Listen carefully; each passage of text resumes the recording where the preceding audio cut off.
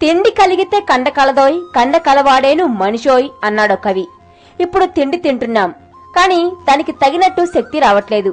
కాలంతో పాటు ఆహారపు అలవాట్లు మారడమే ఇందుకు కారణం. 100 ఏళ్లకు ముందు నాటి మామిడి పండులో ఉండే టేస్ట్ ఇప్పుడెక్కడిది? పంటల దిగుబడిని పెంచడానికి వాడే రసాయనాల్లో చాలా వరకు మన కొంప ముంచేవే. కెమికల్స్ వాడిన ఆహారం మన ఒంటికి పట్టడం లేదు.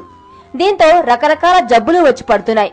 నేచురల్ టేస్ట్ ఉండే ఆహారం కావాలంటే సహజమైన పద్ధతుల్లో వ్యవసాయం చేయడం ఒక్కటే మార్గం. దీంతో మన ముందు తరాలకు మంచి ఆహారాన్ని ఇవ్వచ్చు. అందుకే ప్రస్తుతం ఆర్గానిక్ కల్టివేషన్ కు డిమాండ్ పెరుగుతోంది. ఈ పద్ధతిలో వ్యవసాయం చేయడం వల్ల ఎలాంటి ఆరోగ్యకరమైన సమస్యలు రావు, భూసారాన్ని కాపాడుకోవచ్చు. మరి అదెలాగో తెలుసుకుందాం.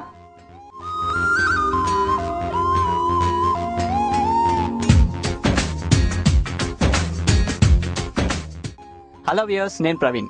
ఎండాకాలం అంటే బగబగమండే ఎండలే కాదు, దాని వెనకే ఉండే తీపి మామిడి పళ్ళు కూడా అందరికీ గుర్తొస్తాయి.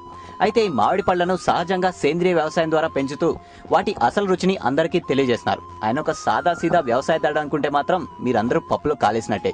ఆయన స్వయాన హైకోర్టు జడ్జ్ ఈశ్వరయ్య. రసాయనాలు, సేంద్రియ ఎరువులు ఇష్టమొచ్చినట్టు వాడటం వల్ల పంటల దిగుబడి పెరగచ్చేమో, కానీ ఆహారంలో నాణ్యత ఉండదు. ఓ రకంగా మనం తినే ఆహారం సారం లేనిదన్నమాట. కెమికల్ ఎరువుల వల్ల భూమిలో సారం పోతోంది. ఇలా కాకుండా ఉండాలంటే సహజ పద్ధతిలో వ్యవసాయం చేయడం ఒక్కటే మార్గం. ఈ వ్యవసాయం మనకు, మన తర్వాత తరాలకు మంచి ఆహారాన్ని అందిస్తుంది. ఎలాంటి రసాయనాలు వాడకుండా పశువుల వ్యర్థాలతో పంటలు పండించడమే సహజ సేంద్రియ వ్యవసాయం. దీనికోసం మనం ఎక్కువగా ఆధారపడాల్సింది గోవు మీద. గోవుల మూత్రం, పేడ, పాలతోనే ఈ వ్యవసాయం ముడిపడుంది. అందుకే దీన్ని గో ఆధారిత సేంద్రియ వ్యవసాయం అనొచ్చు. ఈ వ్యవసాయానికి గోవు పేడ, గోమూత్రం, పాలు, పెరుగు, వెన్నతో పంచగవ్య అనే మిశ్రమాన్ని వాడుతారు. 10% నీళ్లతో 2 వారాలకోసారి పంట పొలాలకు పిచికారీ చేసుకుంటే తెగుళ్లను నివారించవచ్చు. గో ఆధారిత సేంద్రియ వ్యవసాయంలో 3 దశలున్నాయి.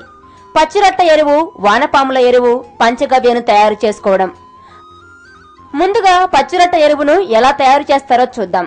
దీనికి 1 కిలో వరి, గోధుమ, పెసర్లు, బొబ్బర్లు, కందులు, శనగలు, ఉలవలు, మినుములు, నువ్వులు, ఇలా ధాన్యాల్ని 1 కిలో చొప్పున 9 కిలోలు మిశ్రమం చేసుకోవాలి. వీటిని భూమిలో చల్లి పెంచుతారు. తర్వాత తీసేసి ఈ మిశ్రమంతో భూమిని దున్నితే నేల సారవంతమవుతుంది. వీటి వల్ల పంటలు సహజ నాణ్యతను పొందుతాయి. మొట్టమొదటి సూత్రం ఏమిటి అంటే పచ్చి రొట్ట ఎరువు వాడకము. పచ్చి రొట్ట ఎరువు అంటే మామూలుగా వ్యవసాయదారులు జనుము జీలుగా చల్లి పచ్చి రొట్ట ఎరువు కింద వేసుకుంటారు. అంటే వాటిని చల్లి ఒక 2 నెలలు వాటిని పెంచి తిరిగి పొలంలో దున్నుతారు. దాన్ని పచ్చి రొట్ట ఎరువు అంటారు.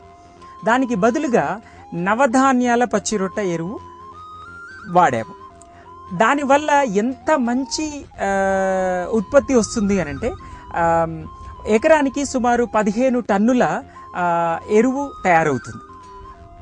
9 కిలోల నవధాన్యాలు చల్లి 1 ఎకరానికి మనం పచ్చిరొట్ట ఎరువు పెంచుకుంటే ఆ పచ్చిరొట్ట ఎరువు ఏం తయారవుతుందంటే ఈ భూమిలో సుమారు 15 టన్నుల ఎరువు అంటే చాలా కొన్ని వేల రూపాయల ఎరువు వేసినట్టుగానే అన్నమాట.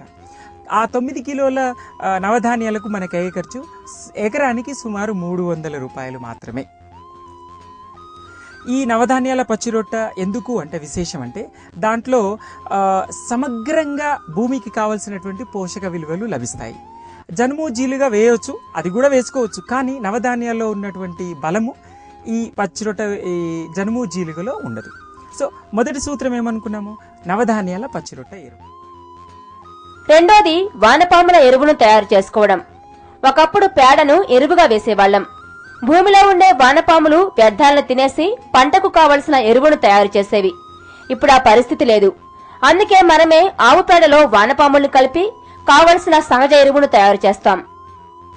రెండవ సూత్రము ఆవుల ద్వారా వచ్చినటువంటి ఈ పేడ ఏదైతే ఉందో వాటిని వానపాముల ఎరువుగా మార్చుకుంటాం.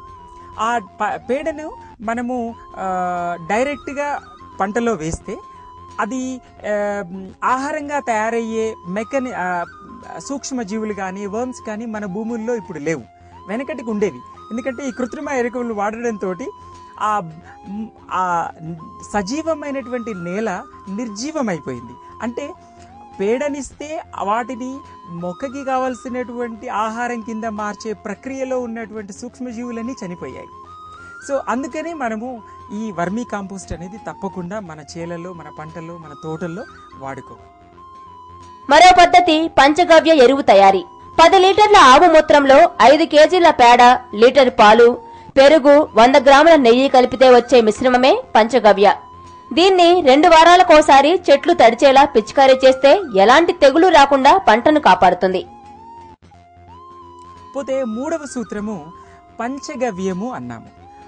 పంచగవ్యము అంటే పాంచ్ అంటే 5, గవ్యం అంటే ఆవు నుంచి వచ్చినవి.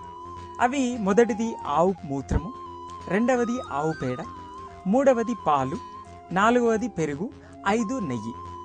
ఈ 5 ఇంగ్రీడియంట్స్ని యూజ్ చేసి మనము పంచగవ్యం అనేది ఒకటి తయారు చేసుకుంటాం.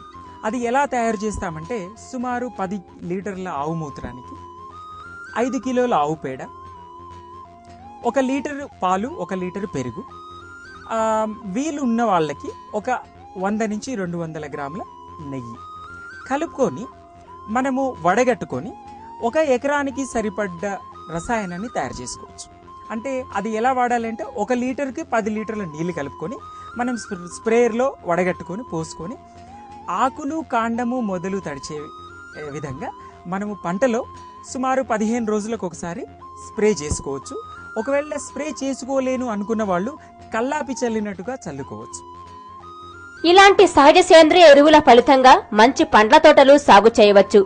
గో ఆధారిత సేంద్రియ ఎరువులతో మంచి దిగుబడిని పొందారు రైతు. ఇప్పుడు మీరు చూస్తోంది అలాంటి మామిడి తోటనే. ప్రతి ఒక్క సర్వరోగ నివారణ నా దగ్గర ఉంది అని ఈ గో ఆధారితగా, అంటే యోగికు గో ఆధారిత వ్యవసాయం అని తను చెప్పడము. తను అక్కడ ఆవులు నా దగ్గర 4 ఆవులు ఉండేది. ఈ 4 ఆవులు సరిపోయి కొన్ని ఆవులు చూసుకున్నట్లయితే మనకు ఆవు మూత్రము, ఆవు పేడ, ఆవు పాలు, ఆవు నెయ్యి, ఆవు పెరుగు కావాలన్నప్పుడు నేను కొంతమంది ఈ ఊరు వాళ్ళ దగ్గర ఆవులు కొన్ని బదులు తెచ్చుకొని వాళ్ళకంతగా మేత అదంతా పెట్టేసి దాని తర్వాత కొంచెము తర్వాత నేను ఆవులు ఇప్పుడు 20 ఆవులు నేను సమకూర్చుకోవడం జరిగింది. ఆ గోశాలలో ఆటోమేటిక్ ఆవు మూత్రం వెళ్ళగానే ఒక ప్లేస్ లో అక్కడ కలెక్ట్ అవుతుంది. అంతవరకే కొంచెం కలుపుకొని ఆవు పేడ వేసి అందులో రోజు 1 లీటరు పాలు, 1 లీటర్ పెరుగు, ఆ 2 పెద్ద ఏదైతే కలెక్షన్ ప్లేసెస్ ఉన్నాయో అక్కడ తయారు చేసుకుంటాడు. తీసుకొని ప్రతి అమావాస పుణ్యానికి చిన్న ఒక టిల్లర్ తీసుకున్నాను. ఆ టిల్లర్ ద్వారా అమావాస పుణ్యానికి ఆ నిష్పత్తిలో రోజు 2 స్ప్రే చేస్తారు. అది ఒక మనిషి నడిపిస్తాడు, 2 స్ప్రే చేస్తారు. ఇలా సహజ పద్ధతుల్లో సేంద్రియ ఎరువులను తయారు చేసి వాటితో వ్యవసాయం చేయడం వల్ల రైతుకు లాభదాయకం, పంటలకు నాణ్యత వస్తుంది. కాబట్టి నాణ్యమైన స్వచ్ఛమైన ఆహారాన్ని దేశానికి అందించడానికి మళ్లీ 100 ఏళ్ల ముందున్న కాయలు, పండ్ల టేస్ట్ ను రుచి చూడాలంటే రైతులు సహజ సేంద్రియ ఎరువుల్ని వాడితే మంచిదేమో. ఎన్ని క్రిమిసంహారక మందులు వచ్చినా సరే సహజ పద్ధతిలో చేయడమే చాలా బెస్ట్ అంటున్నారు జస్టిస్ ఈశ్వరయ్య గారు. ఇక్కడ గో ఆధారిత సహజ సేంద్రియ వ్యవసాయ పద్ధతిన మామిడి పళ్ళు పెంచుతున్నారు. మిగతా వ్యవసాయదారులు కూడా ఇలాగే చేస్తే తక్కువ ఖర్చుతో ఎక్కువ దిగుబడి రాబట్టుకోవచ్చని, లబ్ధి పొందవచ్చని చెప్తున్నారు. కెమెరామెన్ నాగమారుతితో ప్రవీణ్, ఐ న్యూస్, హైదరాబాద్.